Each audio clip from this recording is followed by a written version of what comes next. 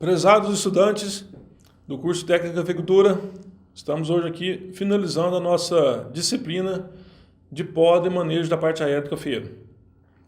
Nessa nossa conversa, eu gostaria de frisar alguns detalhes que não foram comentados ou que precisam ser reforçados durante a nossa disciplina.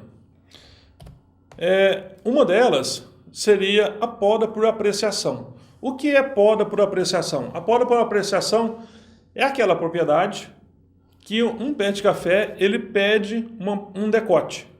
O outro pé de café ele pede esqueletamento. O outro pé de café está acinturado um pouco mais baixo, uma recepa alta. Então, são plantas que foram mal conduzidas ou chegaram naquela situação que cada uma está solicitando um tipo de manejo. Isso é possível? Isso é possível. Bem, realiza-se a poda somente naquela planta que justifica aquela poda. Por exemplo, o que eu disse, poda que já perdeu o seu barrado, que não tem ramo para geotópico na parte do terço inferior, você vai fazer uma recepa. Se teve um ataque de bicho mineiro, produziu muito café no ponteiro e está sem ramificação nenhuma, faz um decote e assim por diante. Pequenas propriedades. Grandes propriedades nós não fazemos isso. E a grande propriedade, ela não tem tanto tempo para se dedicar a um talhão de café exclusivo como seria essa poda de apreciação. A não ser que o proprietário, o gerente ou alguém diga o seguinte, não, a gente vai dedicar e vai trabalhar ela. Por quê? Excelentes resultados. A poda por apreciação é a poda que apresenta os melhores resultados possíveis. Você sai de um talhão de café todo heterogêneo, todo desuniforme, e você uniformiza. Você faz com que ele seja um talhão dali a 2 anos, 3 anos, altamente produtivo. Boas práticas para cada tipo de planta. Porém, uma planta você recepou, a outra planta você cortou mais alto. Cada um pede um manejo. A outra planta você esqueletou. Uma você fez desponte. Então, cada planta vai pedir um manejo. Então, um cidadão que vai com uma sacola de adubo, em uma planta ele tem que jogar mais, outra tem que jogar menos.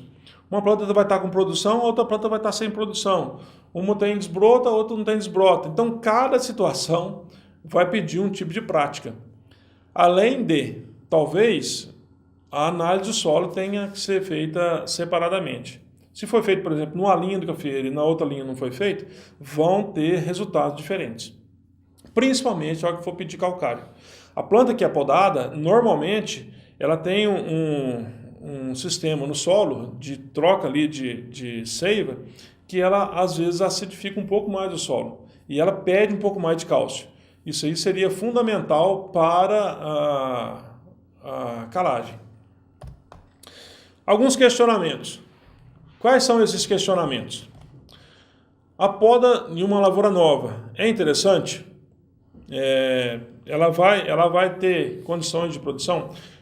Eu digo assim, por exemplo, o cidadão plantou uma lavoura programada para adensamento e vai ter uma poda.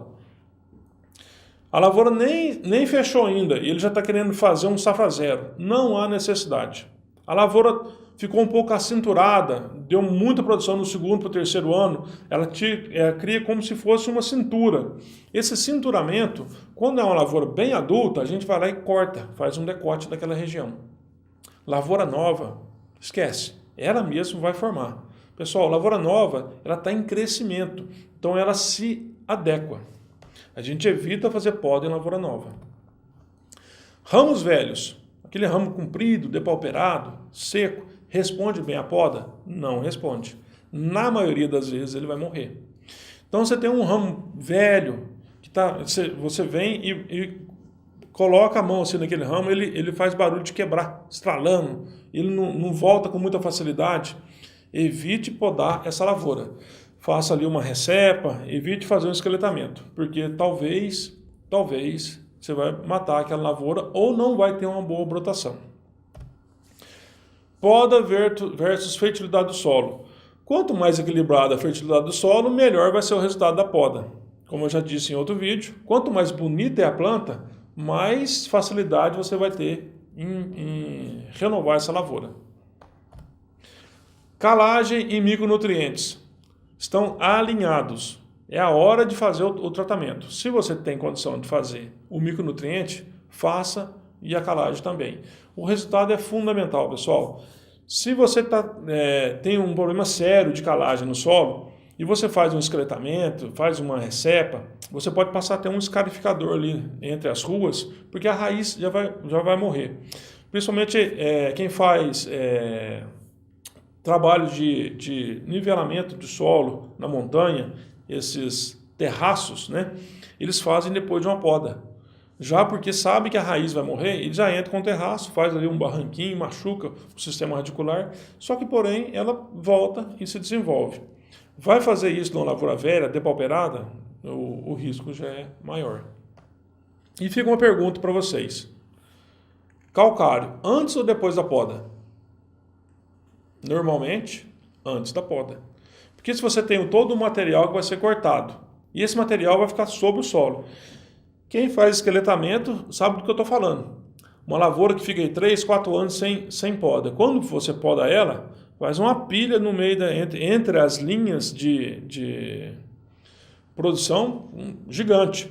E essa linha de produção, ela vai ser um lugar que você vai transitar para fazer desbrota, fazer a adubação. Então, joga o calcário antes da poda.